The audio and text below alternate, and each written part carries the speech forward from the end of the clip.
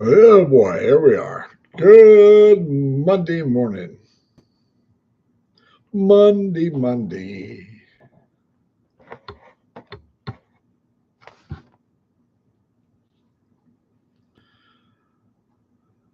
I am enjoying breakfast, so while nobody's looking, I'll take a bite of my breakfast.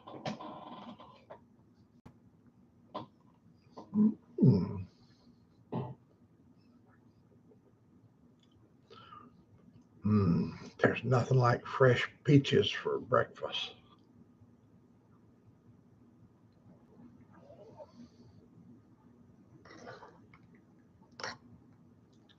Oh, I have to turn this on over here. Live chat. Yeah.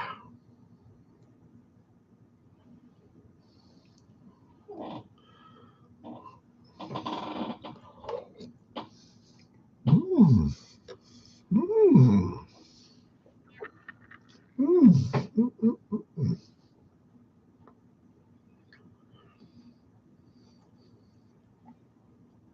Better get me something to wipe my lips.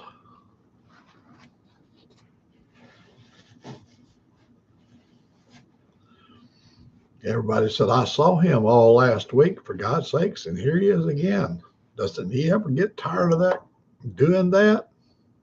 No, because I've set out my net and I'm going to see if anybody, hello, little buddy. Hey, hey, hey, Theophilus. How you doing, little buddy? You ready for some bacon? Oh, we have one person in here.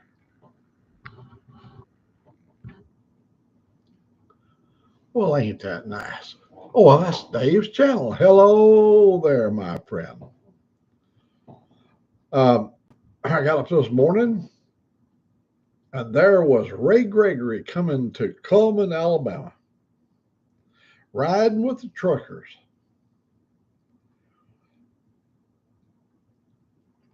He's just one awesome guy. You know, he's the kind of fellow that will come and visit you. And if he, I think, and ain't looking for nothing except a good time and a friend,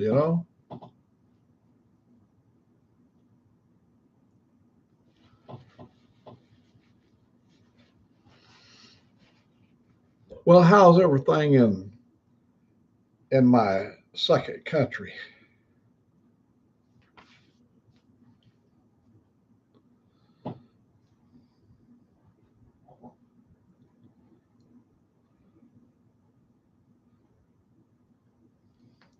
I guess I should have used a hair dryer on my hair. It looks wet. It is wet. I just combed it. I just brushed it. I'm going to reach over here. I'm going to reach over and take a bite of my breakfast. So, pardon me while I take just a bite here. Mmm. Mm, mm, mm.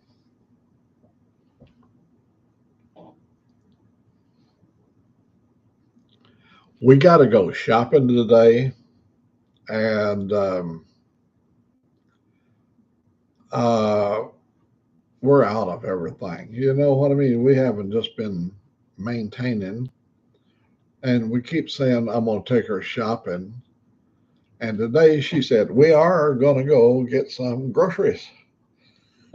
We're out. Uh, every time, well, on the bike, I can haul quite a bit, but she wants to take the truck and she wants to haul back a load of stuff. But we're going to go on the bike today, and we're going to pick up the essentials. That's what we call it. That's what I call it, the essentials.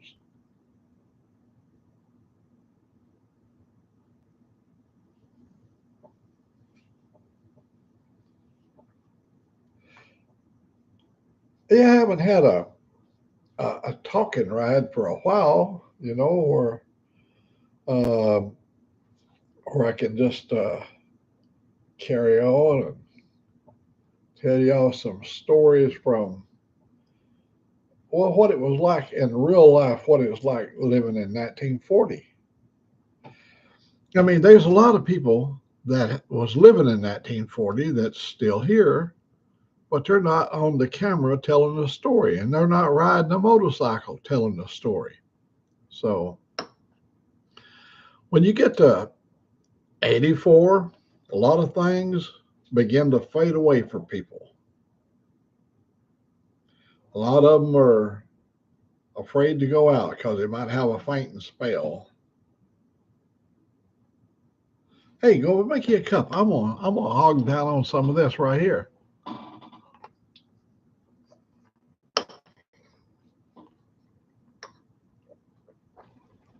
Hmm.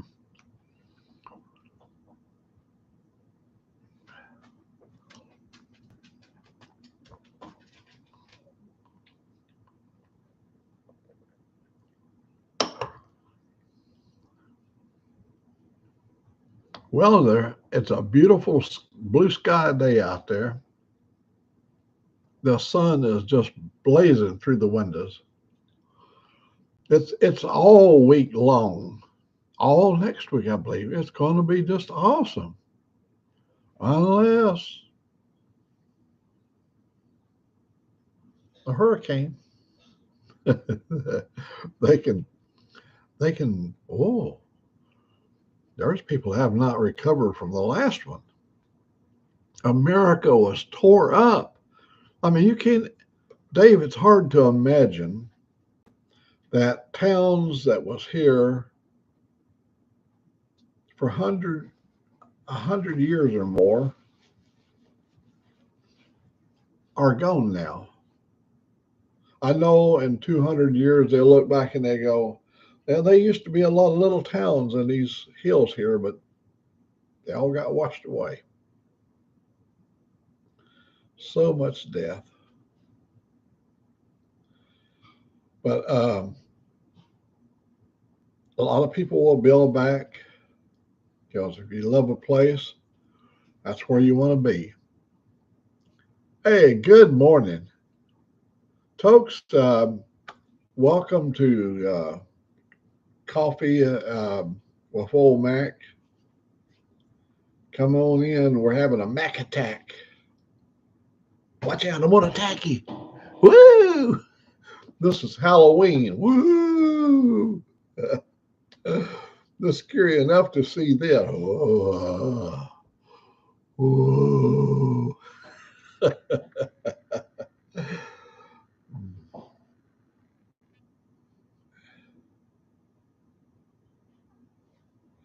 Oh, big, wonderful hands waving right back at you.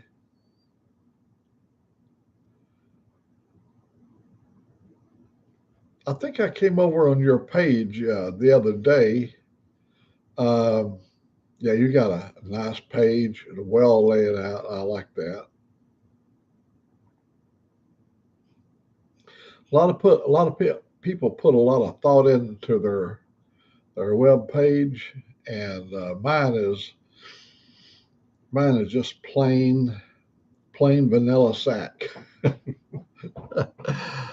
plain vanilla. It's no artistic nothing. I'm eating breakfast. Riding on Ruby, and how? Oh, have you got your little kids deposit? You got y'all talk amongst yourself. I'm gonna eat. I'm gonna eat some of my peaches and cream.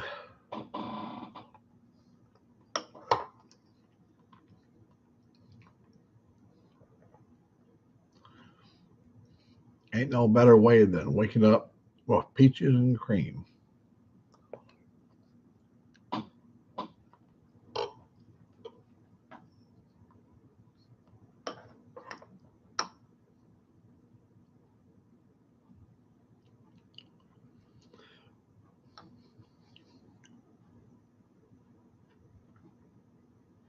let me, Tux, are you still here? If you're still here, I will, hey, good morning, Motorbomb, Virginia.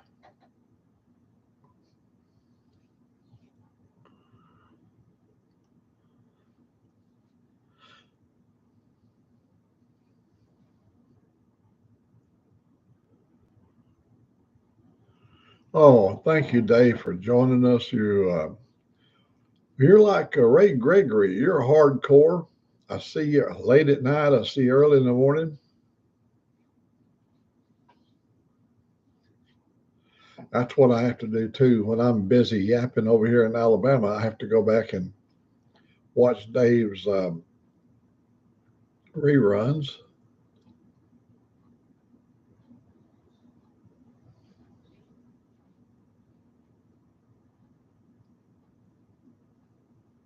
But man, have some good dreams. Dream of coming to Alabama, and me and you will go up there to the Harley and rent you a Harley, and me and you ride down to Florida. We'll stop by and pick up Ray Gregory. And by this time, Motorbomb Virginia and Riding on Ruby would join up with us. We'd meet over there somewhere close to Atlanta. We'd just go, just riding a storm of us, just riding right into Florida, just whooping and hollering. When we pull into the Flying J or Love's truck stop, go, oh, hell, look at that gang. Whoa, them some bad hombres right there. Especially when you pull into the Flying J and you, ah, ah.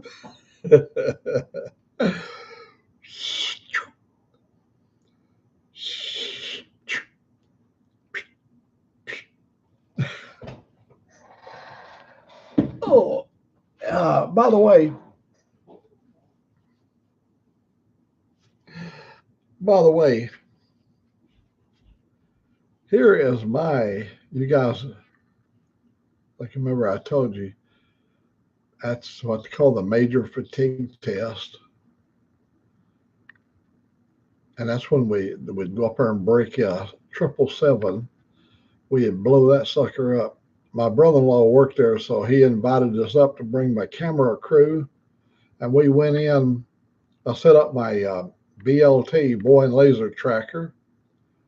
And what a great job. Well, what are you going to do today? Well, I think I'll bust myself a 777, break the wings off today. I hope I'm still alive. I've got a bad connection today. I'll hold it up here to somebody. Oh, I bet you I ain't even transmitting.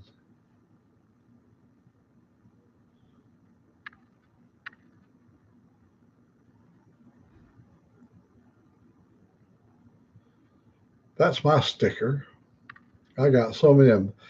So many of them. They would when we go and visit the different operations at Boeing. I was never commercial, but we had to go up there and take our BLT, and I took my crew in, and we enjoyed watching them break an airplane. Actually, it's not in the town of Everett. They bust them up there at Tuelup. Tuelup. Tuelup is north of Everett. I wonder if I'm still on the air. I may have. Hell, I might be dead here. I might be talking to myself. Oh hell, I don't even have a. Let me go to my page, and let me see where I'm at. I can't even find me. At least my thing is working. Oh, okay, you're here. Okay. All right. So y'all saw that my little sticker. Uh, my connection is poor today.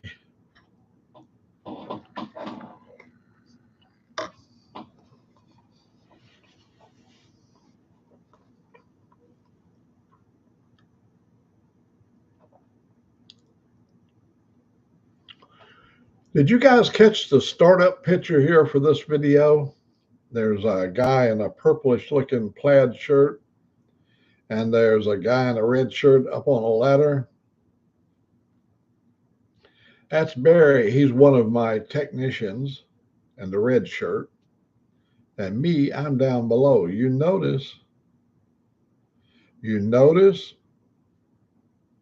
Old Mac don't have a beard?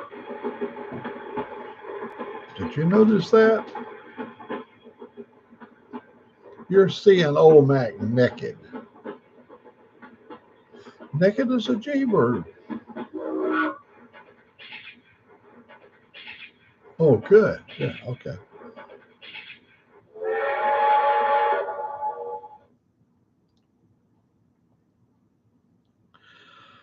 Yeah,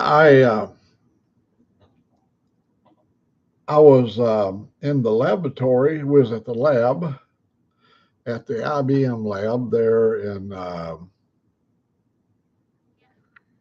We were in Auburn, Washington, at the IBM lab, and we were doing a test with the BLT. That white thing you see is called the BLT Boeing Laser Tracker. That's a thing that we built. It's got laser interferometer inside there that shoots a beam of light out. The thing that the boy's got, Barry there, has got in his hand, or he's handing it to me, it's called retroreflector. And you get this little ball, and it's got a three-way mirror inside there, and it's recessed, and the beam of light comes in, goes to the center, and goes right straight back to the BLT, and it measures distance in 3 dimensions: forward and back, up and down, left and right. Before it would take 3 computers or 3 theodolites to do a contour, a radius, or measure the contour of an LM, a layup mandrel. When you're making sections and parts for an airplane using graphite composite, you have to have a layup mandrel, because after you get it laid up on that LM layup mandrel, you got to put it in an autoclave, take it up to 900 degrees, and suck all with a vacuum and suck all the bubbles out of the graphite composite. Good morning, Toga.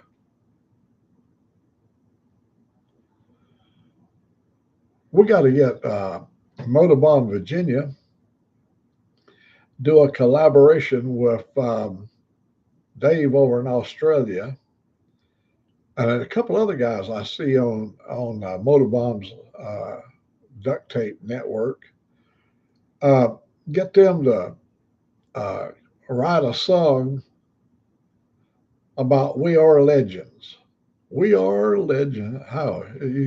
Oh man, lay down some and let Motorbahn Virginia lay down some serious riffs there, and yeah, we are legends. We'll do that for Toga. That'd be Toga's Christmas present. We may do it in a serious rock and roll, man.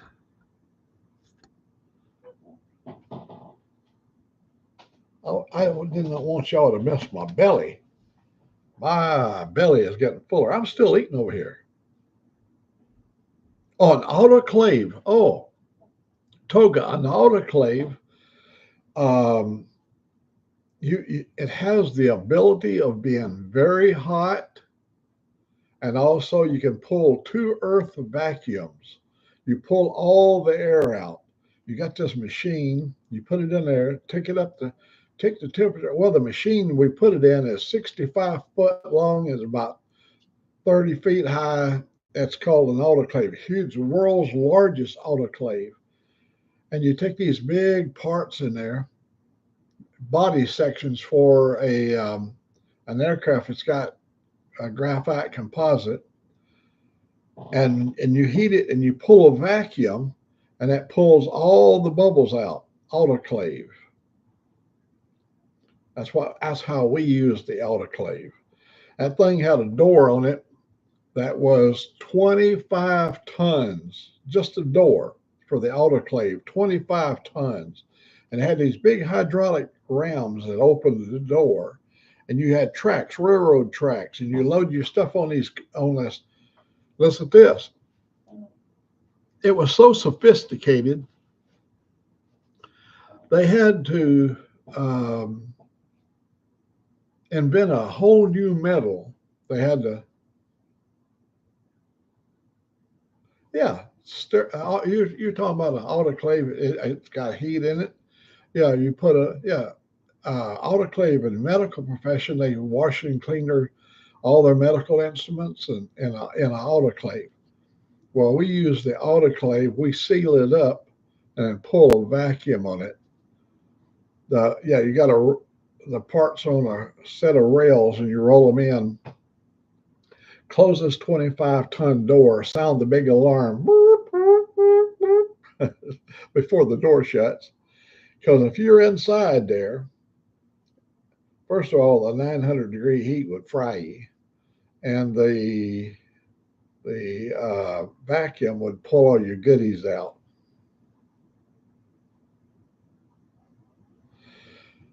Here's what we did. We took our autoclave that we had in Auburn, Washington. It weighed 188 tons. 188 tons. And we loaded it and shipped it to Australia. We sent it to, I think it went to Queensland or New South Wales. It went down over in that part of Australia. Australians were building parts for us, for the company. They did military contracts, so everything on any military application that needed into an autoclave, they could build parts, and then they would ship the parts back to us. The Australians would, onto all of the different military applications we used them on. Hello, American Outlaw.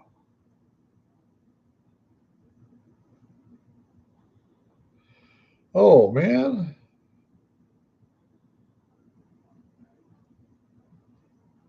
I'm hoping everything's good, buddy. I hope everything comes out good. Because you want to make it as long as Old Mac, you got to have one of them things that just keeps on a beating.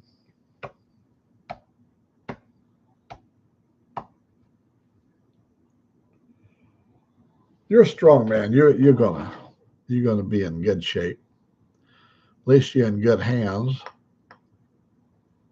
And Old Mac is still eating.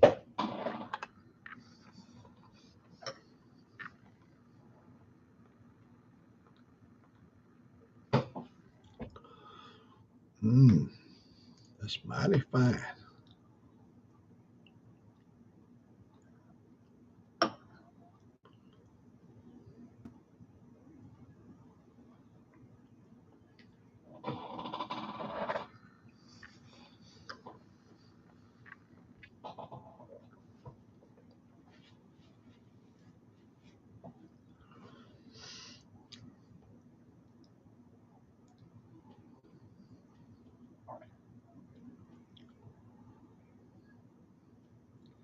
I called y'all all together for this meeting this morning.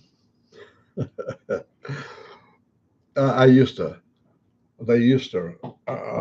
have these, on the spur of the moment meeting, they would send out these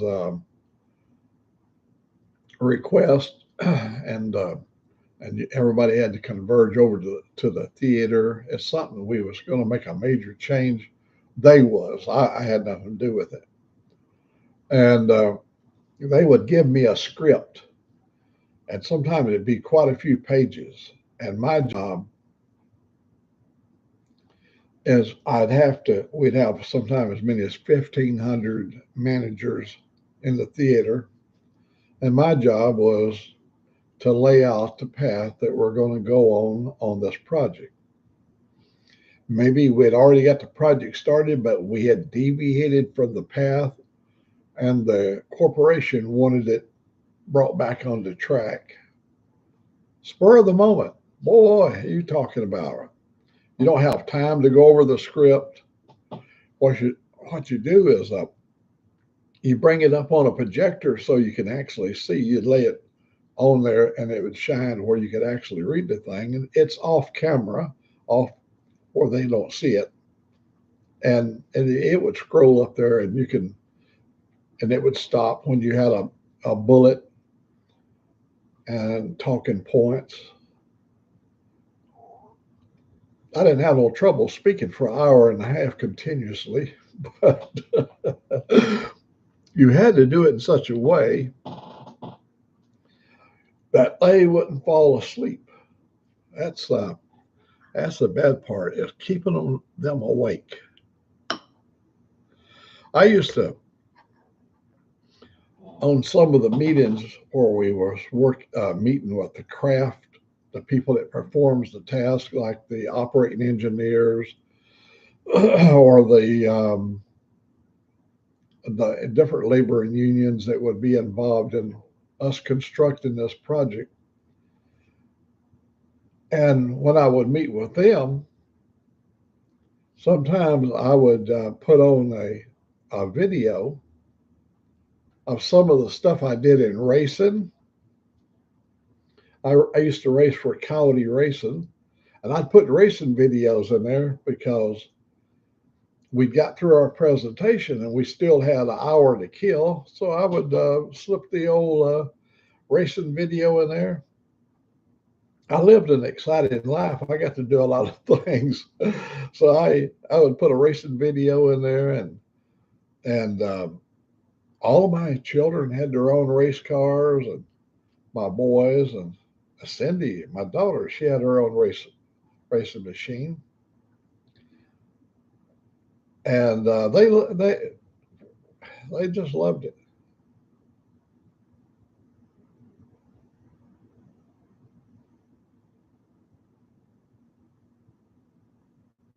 Oh, wow.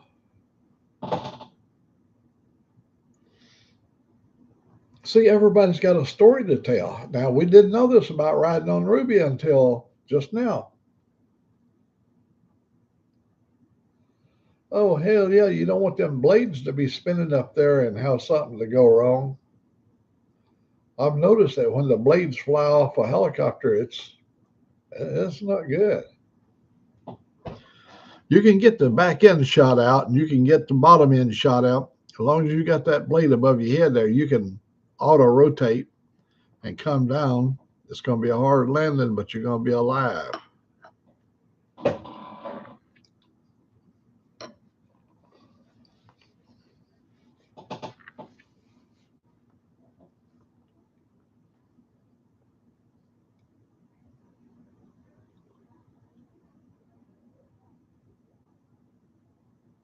Oh, oh! I look back up there. I see uh, riding on Ruby. You took the air out of the urethane. Um, yeah, it would be the same thing. Epoxies. If you have a resin base, you don't want no bubbles in it, you have to pull the out of any resins. You have to pull the bubbles out. The same way with graphite composite. See, a graphite composite has got a lot of layers. It's like fiberglass, but more sophisticated. It's much stronger than fiberglass and lighter. And so, having lightness and strength, you got to assure that each layer won't delaminate. if you begin to get your graphite composite delaminating, it could be a disaster.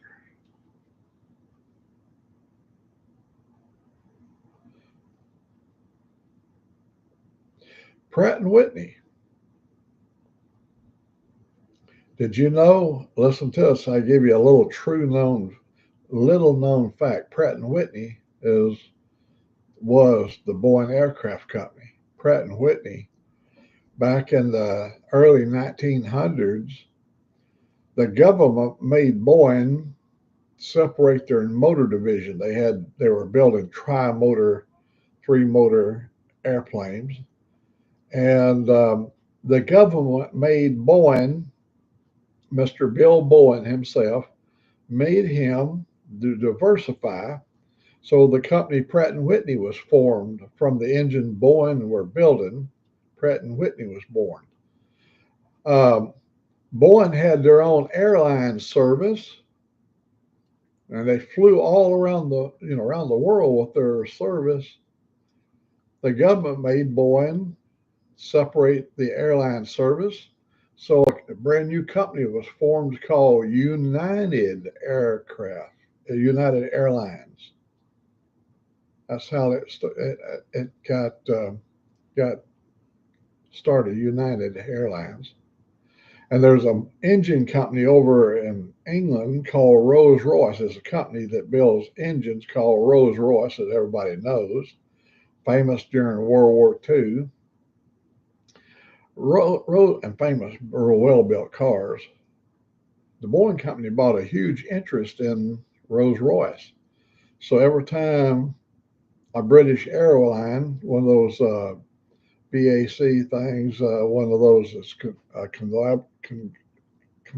can't even say the word, collaboration of France and England on the Rolls Royce there. Every engine ship sets, they call them. Boeing gets a chip change. You got to invest, diversify. So people say, why come you're not using? How come you're using Rolls Royce engines on the 777? Well, they already owned. They didn't have to pay as much for as a GE. Boeing didn't own GE or no portion of GE, but that was a story on Pratt and Whitney. You can look it back up. Go to Wikipedia, way back here. Boeing. Listen to this. This is going to be a hard one to believe. In 1919, Boeing had a V8 engine in the airplane. Boeing had a big old V8 engine sitting out there, and the head stuck outside the cowling. And the valves were exposed, the rocker arms, all that was out in the air. And in the middle between the valves, the intake and exhaust, there was before they went off on their flight, they would fill that cup full of oil, and them little cups would drip in there. And the aviator had goggles and stuff on, and he sat in the open air cockpit, and that oil would fly back off on an engine. He'd have oil on him, and when he'd get where he was going, he was pretty well coated, and they could fly until they ran out of oil on the rocker arms. It was a V8. Would you believe in 1919 that engine made almost 400 horsepower? So these kids today did not invent horsepower. They they started making horsepower with these airplane engines, with sodium filled valves and uh, com- compound turbochargers, all that in World War II. Stuff that they believe these tuner kids, they call them, they believe they invented having a tuner engine. Hell no, that was in World War II. The Brits were so big on that. The British people, they really developed some high upper atmosphere, altitude engines that could run.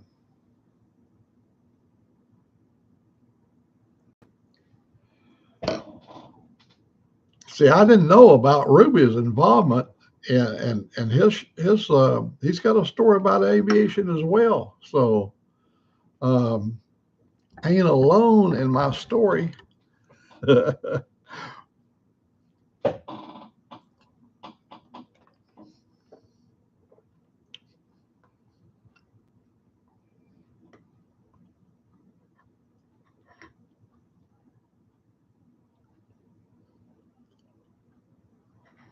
Everybody, when you put a crowd of people together, as you know, Motive Bomb,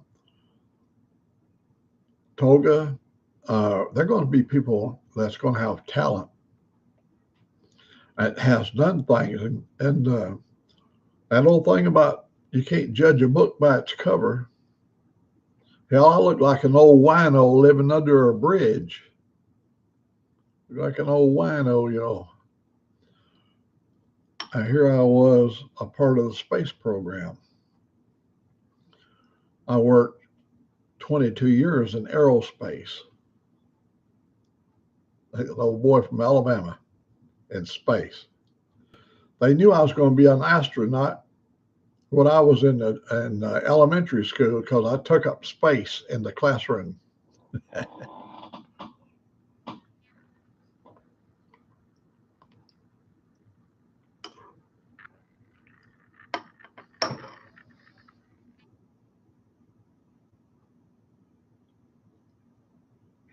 Oh, we made a lot of airplanes that had the big domes on them, and oh yeah, we you had to have companies. When I left the company in '95, here in Alabama, here in this little state of Alabama, there was 150 shops in Alabama building parts for the company, commercial and military. Now, military was up at Huntsville. They made parts for us in Huntsville. We had a Japanese company up there. I can't remember the name of it. I've been inside the facility. They did some stuff for our V-22 Osprey. They did stuff for the Joint Tactical Fighter that we built. You know, three major aviation companies went together and made a Joint Tactical Fighter, and it's awesome. We did portions for the F-35. Yeah, all those radomes. It's called AWACS, the big plane, the seven. It was on a uh, basically a seven 707, all highly modified, and um, and it was called AWACS. Um, and it could, when it got up there and got in position, it could see 200 miles around any aviation. It could identify different aircraft by heat signatures and all kinds of ways. It had pretty sophisticated.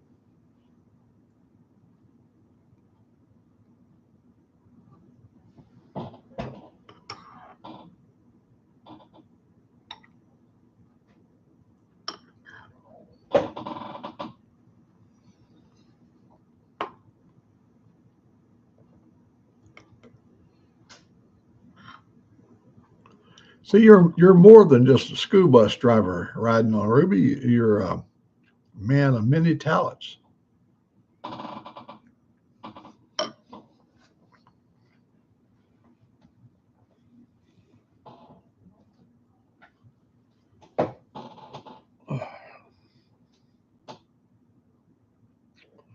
If my belly gets any bigger, I won't be able to get up to the table. Oh Lord, that's my diet plan. When I get really big, I won't be able to get up to the table, so I couldn't eat. Can't reach my food. But the good Lord gave me these long arms. Look like an old snake. I tell you, it is pitiful to watch myself age right before my own eyes.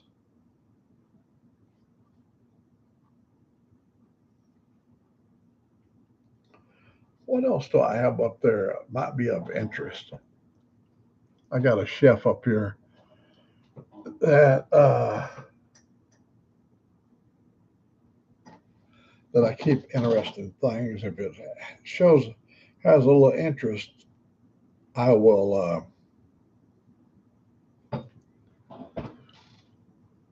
I will put it up there. Let me show you something that will just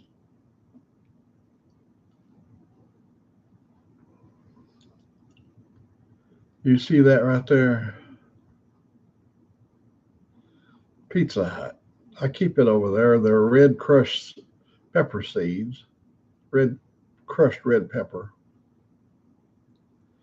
So Angelique and I had pizza at the Pizza Hut. In the old days, they had little packets of pepper. So I sent her up where I said, Uncle Buck, I told you about my when I went through my Uncle Buck phase. See, let me tell you the story behind Uncle Buck. Well, let me finish this story first, and then I'll switch over to the other story. So I sent her up here to get me a packet of pepper seeds, and there wasn't none over there. So she goes over to the guy behind the counter, and she said, "You have any of them pepper seeds? You know, any of that red pepper, crushed pepper?" He said, "Yes, I do." And she said, "Well, you must be out because there's none over there." He said, "Oh no, we don't put it out anymore. You have to buy it." She said, "Well, give me," and he gave her a little bottle and said, "Here," and he handed it to her. You're looking at $12. $12 is what he charged her for this little canister of pepper. Now let me tell you about Uncle Buck. Hang on, hang on. Just yeah. Hey, y'all talk amongst yourself. Um, don't go away. I'm going to tell the story about Uncle Buck. Now hang on now.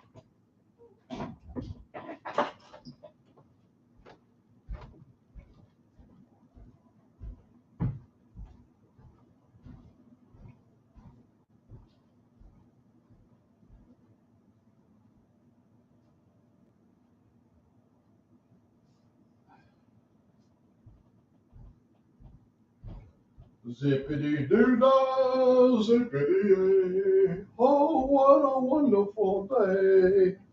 Uh,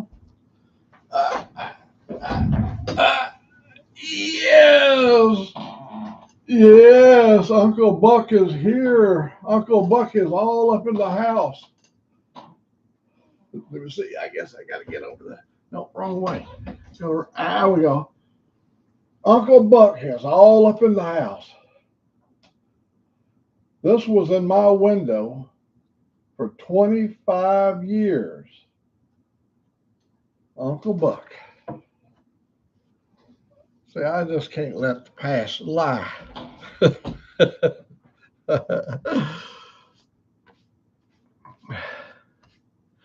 Did you see Motorbomb? Did you see the Uncle Buck?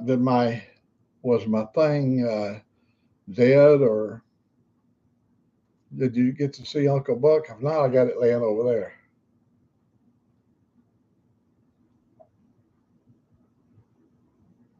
I must. I know. Riding on Ruby, he got to see it.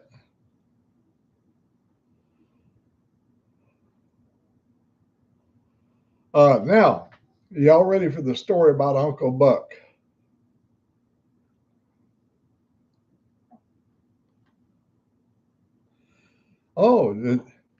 Oh, y'all a little bit behind me.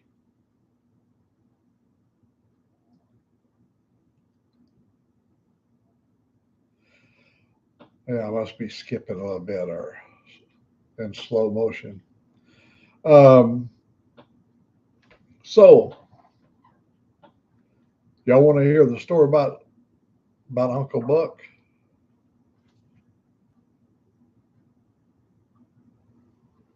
I'll probably tell it anyhow. I bet you I don't have no signal. I bet that's what it is.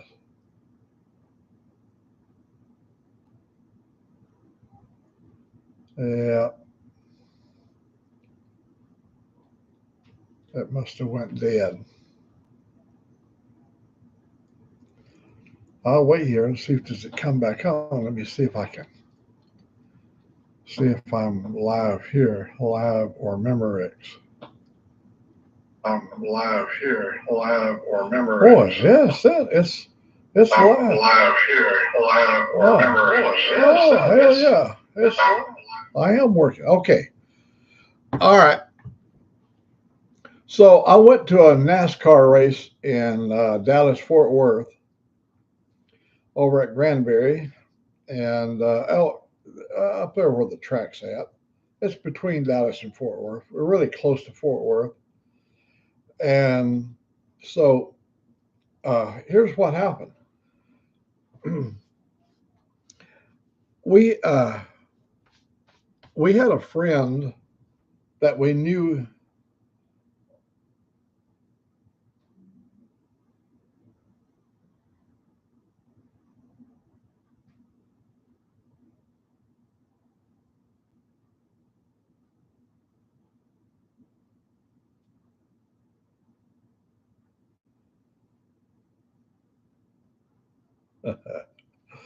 Sharks in the river.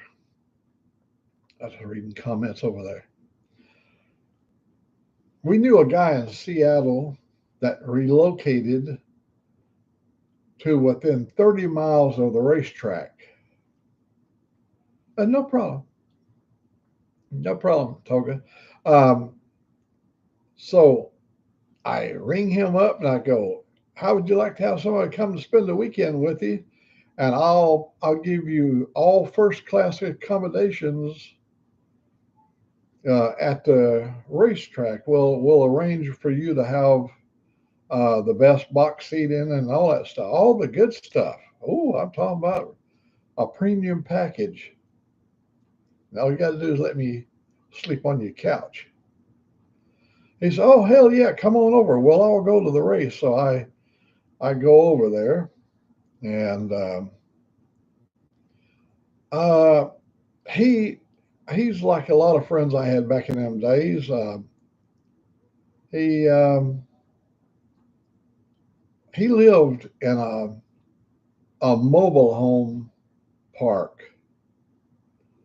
and we was only down there about an hour when there was a major police raid in the trailer park. They was cooking off some crystal meth over there.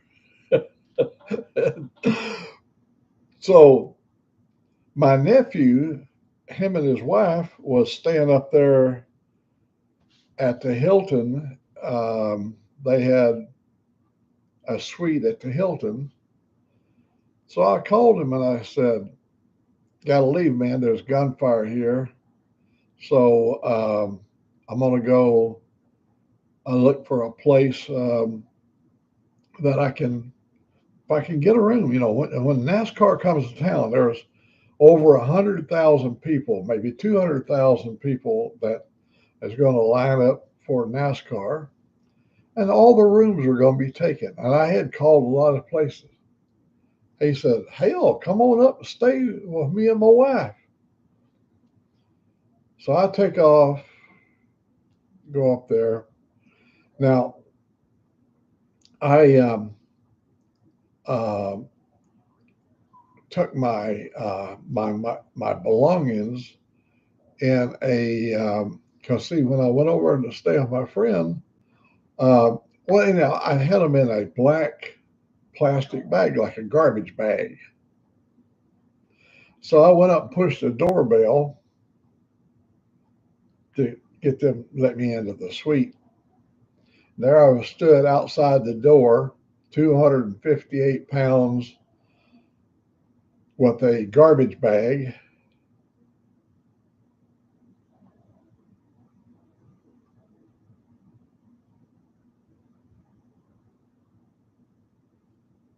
Yeah, watch your car stuff.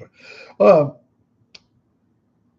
so when he opened the door, my nephew opened the door. He said, "Come on in, Uncle Buck." You know, Uncle Buck. You remember when he went and visited in that movie, Uncle Buck, the movie Uncle Buck. He said, I I reminded him of Uncle Buck, and that's how we got the name Uncle Buck, and it stuck for years and years and years. Uncle Buck.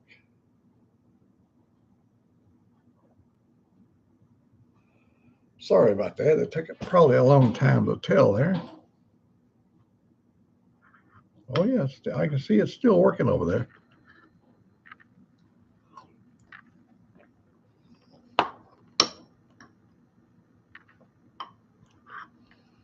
Oh, this is so good. Mm.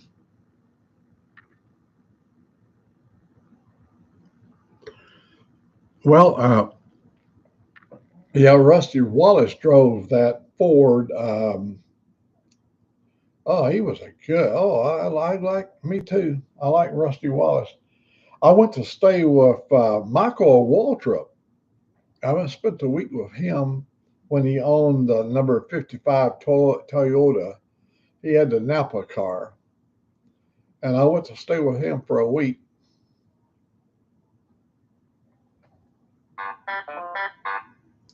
Um, yeah, I stayed out there, and we went down. Here's what we did. The while we was there, um, we got notified that Michael Waltrip was going to be given a Napa Harley Davidson that was built by Orange County Choppers. So we met in Cornelius for the opening, for the grand opening at Cornelius. Uh, is it North or South Carolina? Cornelius might be South Carolina. I don't remember. But we met over there, and he brought his whole crew, his camera crew. Um, when Orange County Chopper met, they always had a whole production because they did a video of the presentation of giving Michael Waltrip, which was the number 55 Napa car driver. Um, they was giving him a Napa Harley. And Napa had commissioned Orange County Chopper to build this Harley for Michael Waltrip. Oh, it was a wonderful moment. We had all the big dignitaries there. They kept us up in the finest. I mean, we stayed number one premium, man. I mean, it was a really nice event. We got to watch him build Michael Waltrip's car. He has like 50 cars being built at any one time. All these teams.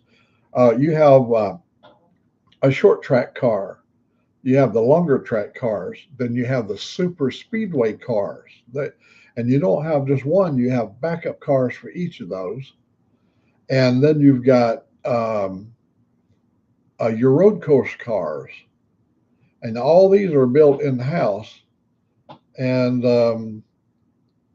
at the time, Michael Waltrip had switched over. He was driving the Toyota Racing Division. And we went over there where they was making all the headers and stuff. They had a machine that made headers, and it was it was a really great week that we spent there. And they fed us every day. I mean, really, not only did they, pay for all of our restaurant fees and all of our alcohol, they paid for. When our party went out, we went to Charlotte, down by the Charlotte Motor Speedway. We went to a restaurant there. Our alcohol bill for the alcohol for that night was $2,700.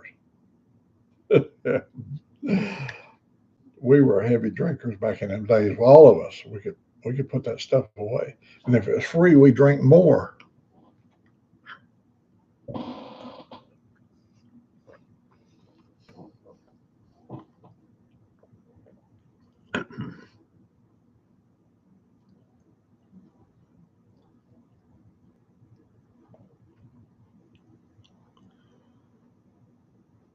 Well, riding on Ruby, Earnhardt, I went to Earnhardt's,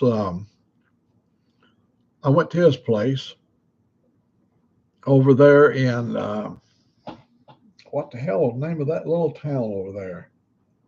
He always talked about it. We went over, and you may not know this, but I got pictures to prove it. Dale Earnhardt had a winery with wine of his choice. He also had a water. He sold bottles of water with Earnhardt name on it, and he had wine. It was beautiful wine. His company did. I think his wife was one of it. Well, she got it all. Um, when we was there, he was already dead. We didn't get to meet him, but we went over and spent the day with Michael Waltrip Jr. Not Michael, Dale Earnhardt Jr. He has his own racing company, and we went and spent the day with him at his racing company. He's a really nice, sociable guy. Just a guy. He talks plain like we do.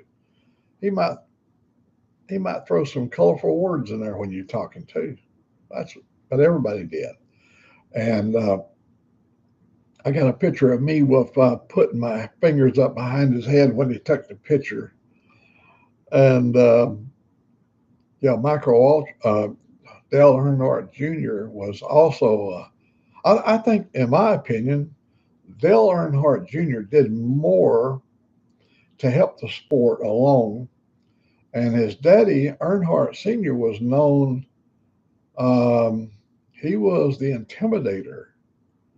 And you had to love him or hate him. That was the attitude. He liked to live in that world of love, hate. And hello, sick bastard. Good morning. Well, in this love hate relationship, it sort of died with Dale Earnhardt. But Dale Earnhardt Jr. was more on the love side, like, you know, let's find some good common ground. Let's work it out. Let's do this. Let's do that. He finally gave up on racing because that ugly head had rose up amongst the NASCAR officials um, of all a whole bunch of political crap was going on, and he has his own company. He's got a beautiful, well-run company. And I went out and visited the Cat in the Hat, Jack Roush. Me and him and Carl Edwards. If you guys remember Carl Edwards, he's retired. Me and him and Carl Edwards did a video spot together over there in Granbury, Texas, over there at the Texas Motor Speedway.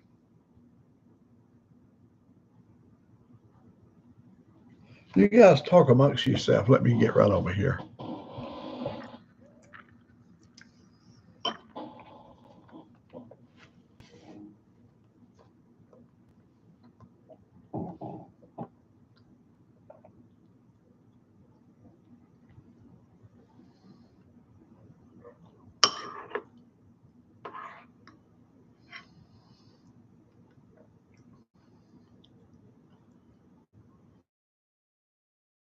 Good to see all of you in here this morning.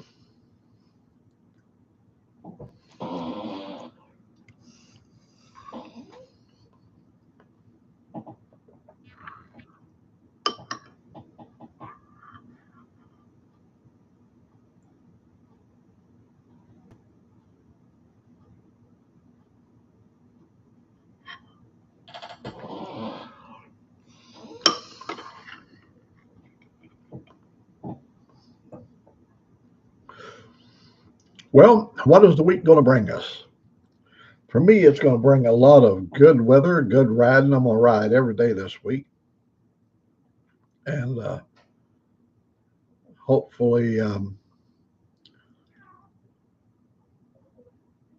we'll get some good riding video, riding and talking.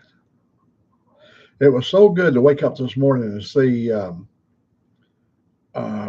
Ray Gregory on his way to Coleman, Alabama. When I saw that, his picture when I turned the computer on, there was Ray Gregory riding the Coleman. That was so cool. He's going to do it in several parts. He ended it right just as he waiting for me. There was a failure to communicate. we we got there on time, and so did he. He got there on his time, and we got there on our time. You can understand how it happens when you work in different time zones. But the main thing is he got there safe. Oh, it's raining. Oh, sorry to hear that. Riding on Ruby. Sorry to hear that.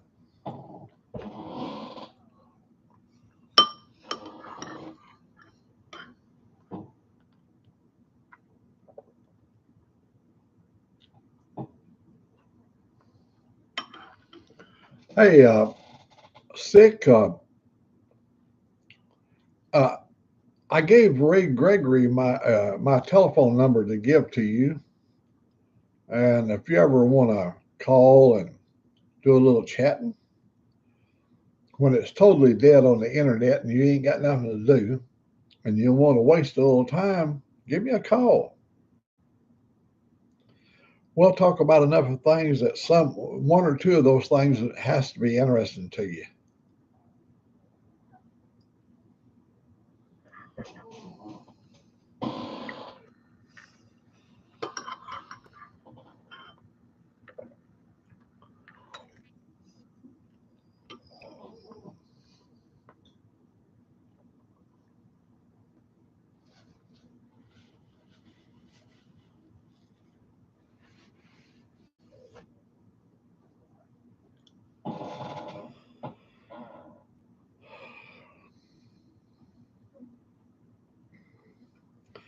My sister in Washington, she said, "You're going bald. You are going bald. Look at that. I can." She said, "You could rent that space out for a billboard there on the side of your head." uh, 75.2 degrees Fahrenheit here today, and it's supposed to be winter season, though. Hey, and take the good weather while you can, because we know winter is a coming. I know every year we have at least 5 days that it's cold. You have to have a coat on and have some heat on. I got a heater over here that dies from loneliness because it almost never gets turned on.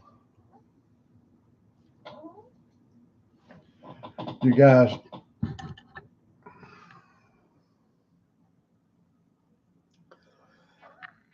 see right there?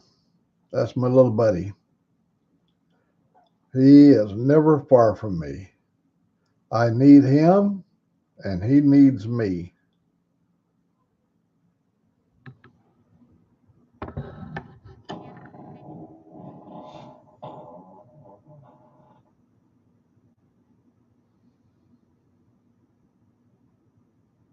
Oh, there's Harley now. How'd you get in there?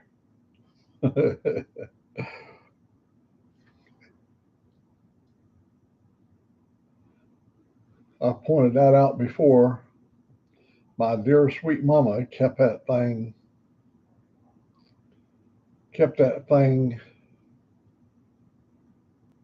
for maybe 60 years, I guess.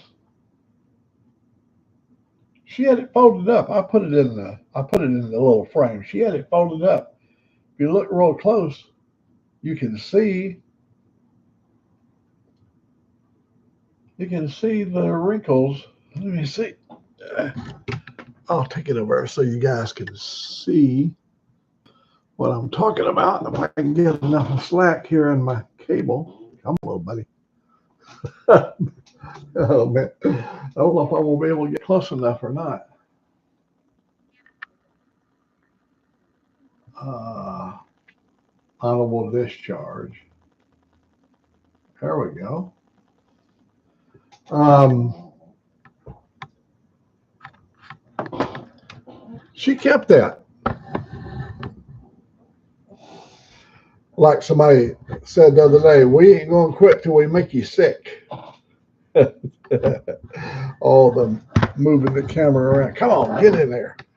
Oh, I hate tripods. A little leg folded up on me. Come on. There you go. Am I dead again? Let me see. Am I froze up? No. It shows I'm moving here. So I guess, yeah. I can't go by this camera here, this screen here, because it's always going to be live. But this is one's coming over the air. So I'm not the one froze up, even though my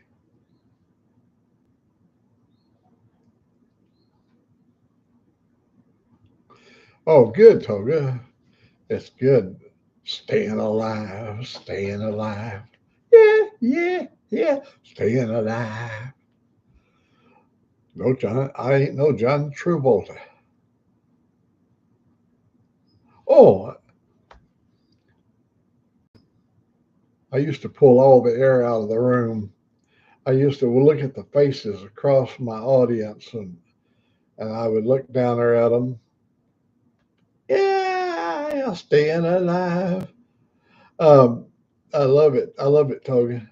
Um, I look out there and I could see people's looks on their faces, and they was envisioning themselves on a tropical island somewhere with a scantily clad bikini, big bosomed lady laying right next to them, drinking a pina colada and not having to hear all that stuff that's coming out of my mouth.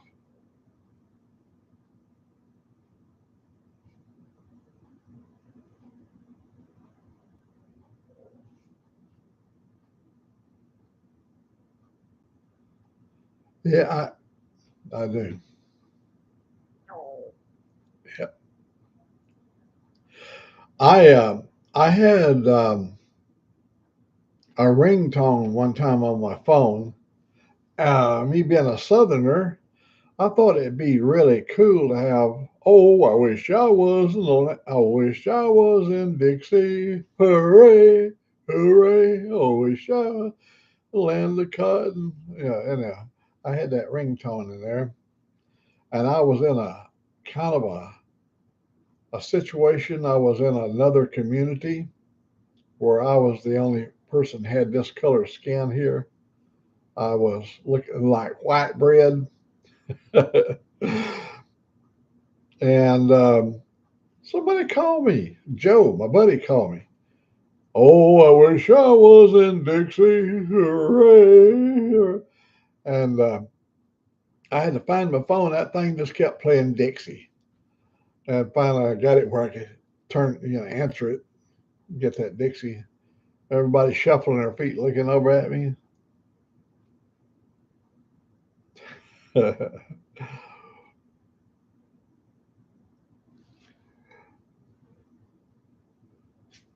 Well, the little woman, the my motorcycle lady that rides with me, Angelique, she's supposed to be getting ready to go shopping.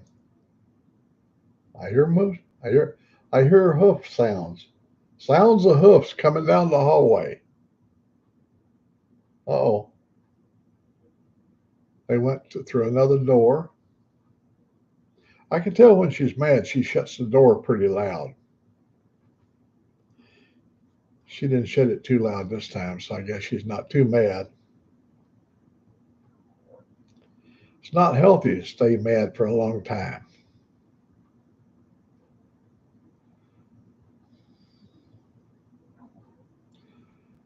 Well, we've only been on here for 1 hour and 9 minutes. It don't seem like that long at all. When you sit down in front of the camera, all of a sudden,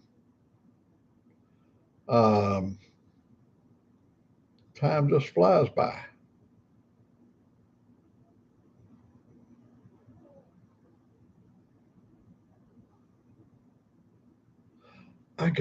I see this laying right here. This is my my GoPro battery, and it is in need of charge. I lay them. The ones that need. I've got four of them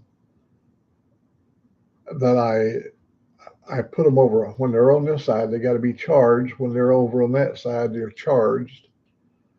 And so when I want to pick up a battery, pick up a battery, I want to make sure I get a charge one. This one's got to be charged. Yeah, this is the next step. So it's all queued up to be charged. And here is a nice little device right here. Probably everybody's got one or two of these. You know, you can see it's got my SD card in there. That's a 60. What is that? It's a 60 gigabyte. Oh, and it's a good one. High speed for shooting 4K. And you take this end off, of course, and you got your mini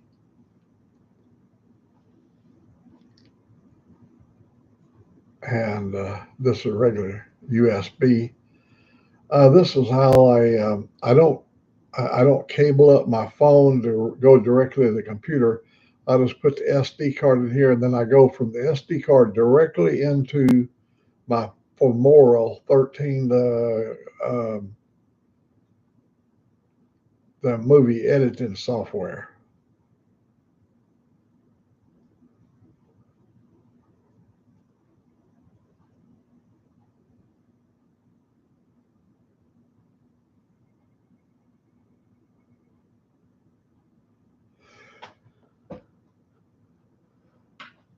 That's about it.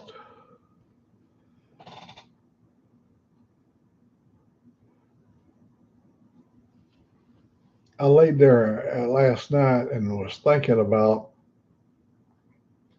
setting up.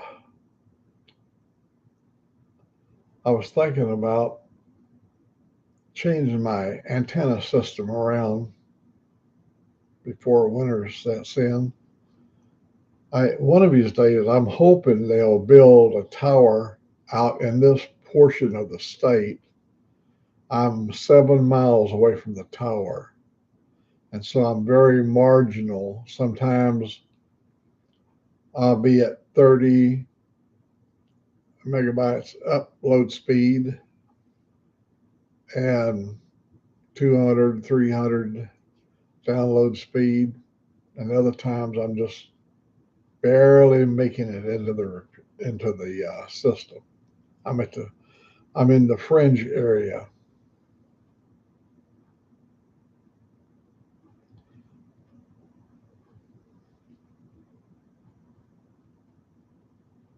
Well, we got six wonderful people in there.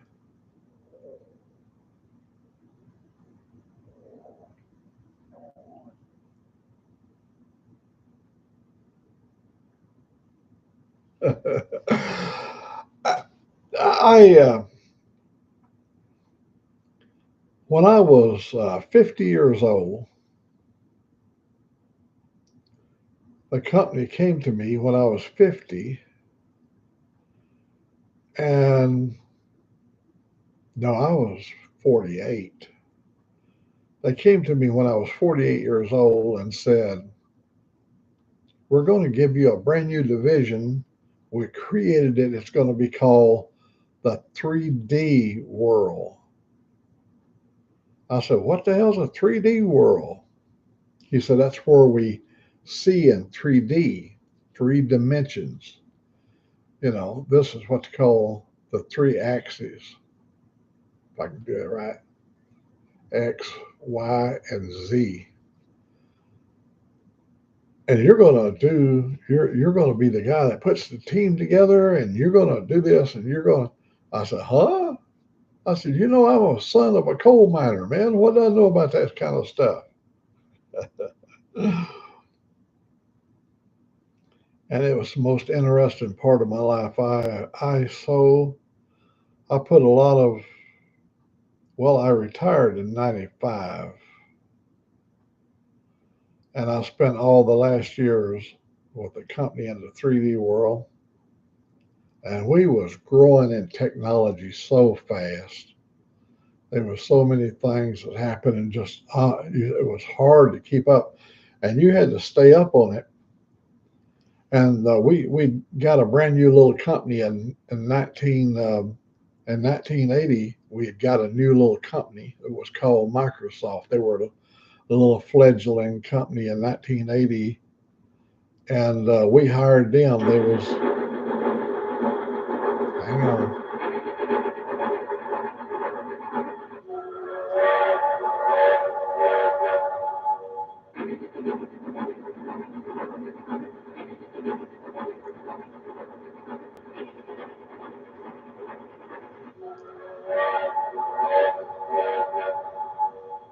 Well, we hired Microsoft, our company, a military division of Boeing hired the Microsoft people to be our. We wanted to have a simpler platform and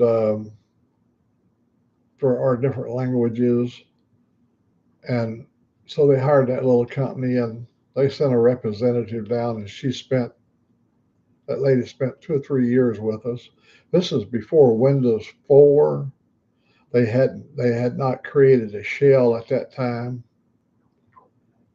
You know, you had to do batch files. Everybody had to be able to write a batch file, and you could alphabetize your different projects by writing up a batch file and bat file. We call them bat file, but batch files. And this is the one that during the 88 period of time in processors.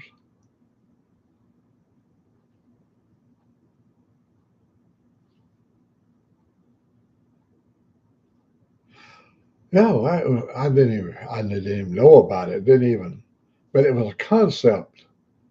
Somebody had envisioned they could do this, so they hired Microsoft to develop software for us. They hired the Leica Corporation, the optical people, to develop a laser interferometer that would fit within this piece of equipment they wanted to be able to take out on a job site. So Leica built us a laser interferometer. Microsoft was able to take the technology from Leica and include it into their software. So we could tell on the keyboard, I could tell the BLT to look at a certain direction. I could tell the BLT to look up and down. I could tell the BLT, Boeing Laser Tracker. I could tell it all this stuff. Or what if I magically picked up a retro reflector, held it in my hands, and the beam of light came in the retro reflector, and when I moved it, it recorded with three computers, X, Y, and Z computers, and they were all 8088s. And then we got 386s, and then we got 486s, and then we got the Pentium. And then, by this time, internet had exploded.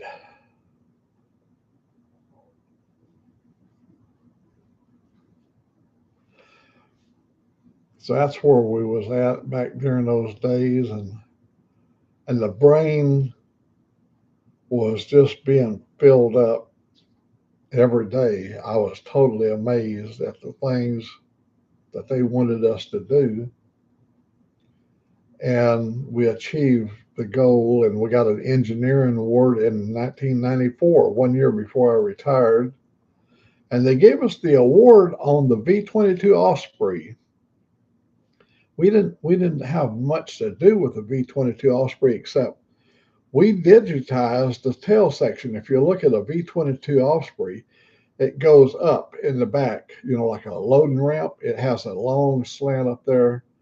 Well, we digitized that part and built a whole entire skin in one with program from our BLT, put it over on the 5-axis machine that cut the part out, and it was a perfect fit. Perfect. One skin, all built without having to put sections and panels and all that stuff. And we digitized an old 707. We had a 1953 707 door. It was one of the prototype doors for the 707. And they gave it to us and they said, we want you to duplicate this. I think on Star Wars they call it replicate. And so here's what we did. We gathered the digital telemetry on that 707 door. And after we gathered all the telemetry, we sent it. It's called TSO. We sent it through TSO up to the Cray computer. Cray is a big, massive thing. It's in dry nitrogen, and it boggles the imagination amount of capacity it had. But we'd send it up there, and it would lay it up against the actual model of the 707 door, and it was dead on. It was so wonderful. And then they validated our machine. They put a seal of approval, and now it's an acceptable tool around the world. There's companies that drive around with a van's got a laser interferometer in it, and they'll come out and, oh, Bertol. Yeah, the V-22 Osprey, it's got off on a rough, shaky start because what was happening, we built a V-22 Osprey before we had the computer power to be able to run everything on the V-22. You got drive shafts and you've got, because if one engine fails over here, if one engine fails, the gearbox can take the power from the right engine, put it over on the left engine to keep you running with two engines. So you can pull the thing up in the landing position. This is when it's flying straight ahead with the propellers. When they fold them back to where they can come down and land. So they had to build, but you had to have a lot of computer. And now they've got it. The V-22 today is so much better of an aircraft than what it was when we first started out.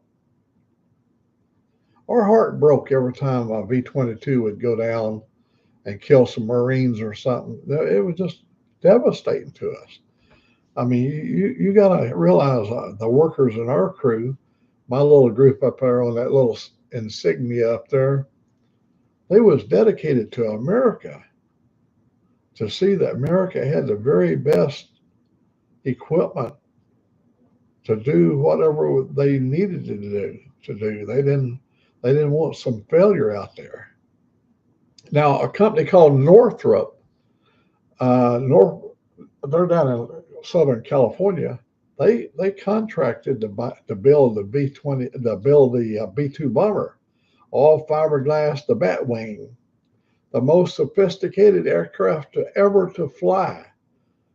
That aircraft leaves from down there in Louisiana, and it'll fly all the way to the Persian Gulf nonstop. It's awesome. It's just awesome. Well, they hired us, the Boeing company, military division, to build all the graphite composite material. That whole aircraft, all the fuselage and all that stuff is all graphite composite. And man, I'll tell you, we loved that aircraft. They named one of them the Spirit of Seattle, and they brought it back up to Seattle after it was flying. And my son and I, Donald, we went to an air show where they brought in the Spirit of Seattle. And golly, that was just a beautiful moment to see a little baby that you was there when it was still just an egg, and now you see it has taken flight. Oh, I think Toga, the last time you was in here, I talked about the YC-14. That's right up here at the top. That's a not vertol, but it's short takeoff and landing, stall, short takeoff and landing, and it can haul a heavy load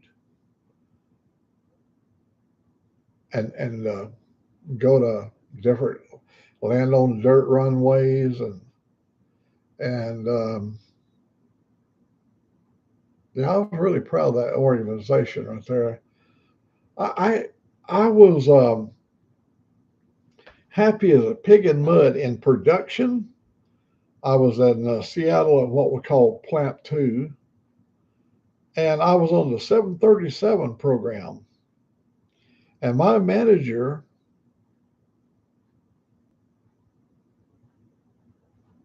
oh, I'll tell this little story and then I'll get off here. My manager come and got me. He said, the general manager wants to speak to you. I said, me? I said, so anyhow, I go down. I went down to his office. My general manager's name was Bob Asp, ASP, like the snake, Robert Asp. And Robert brought me in and he said, hey, I pulled up your personnel folder. I'm going to enrich in your life. I go, what are you going to do? He said, how would you like to join the military division? I go back in the Army? No, no, no, no. We have our own division called the military division, aerospace.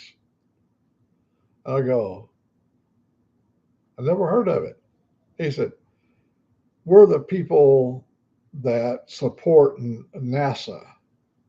We're the people that develop experimental craft. We develop things of the future, satellites. We're tied in with Howard Hughes, Hughes Electronics. We're tied in with Raytheon, electrical company that builds the most sophisticated stuff in the world. Said we're tied to everybody that is supplying America with premium products.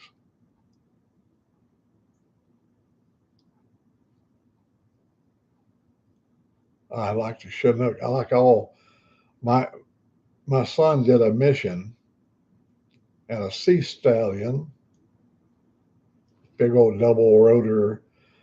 They did a mission in the Middle East in a sea stallion, and they had to go in on ropes.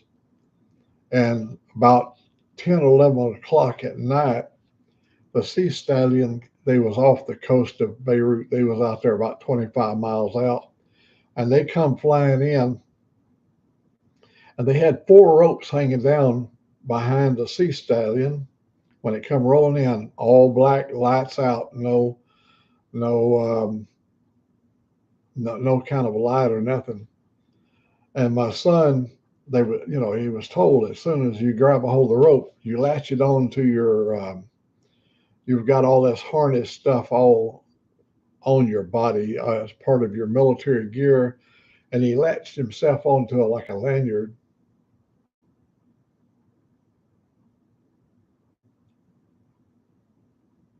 Oh, that's going to be cool, Toga. Well, the sea stallion could be only in the drop zone for just a moment before they would be spotted. So when they went to take off, the boy down on the end, he was still he had a lot of slack in his rope. When they took off, the rope started spinning, and my son, he put his feet on the top of the guy's helmet to stop him from spinning, and yeah, they were spinning around out there, and he said when he flew up out of where they was at, they flew over and to his right, they could see Beirut over there to the right, and Beirut was all lit up. And then as he flew into the darkness of the water, then there's some little lights out there started to appear, and it was it was where they took the Sea Stallion, the big double rotor craft, and landed on us out there. So back to my story. Um, so I told him I would give it a go. He said, "No, it's a one-way trip.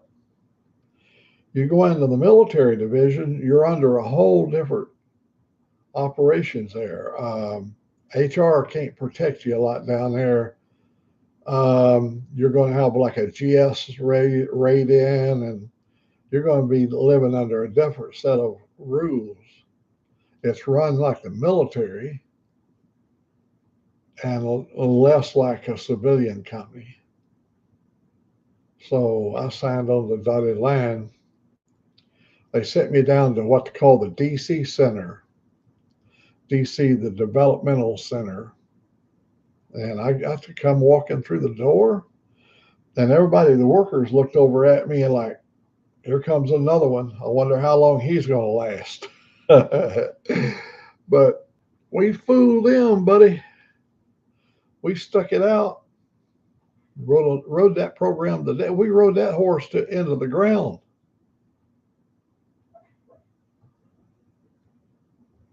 Well, it's time to say goodbye to all my friends and company.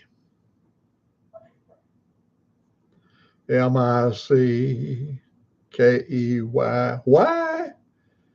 Because we love you. Y'all find something fun to do. You've already had a dose of Big Mac. Bye bye.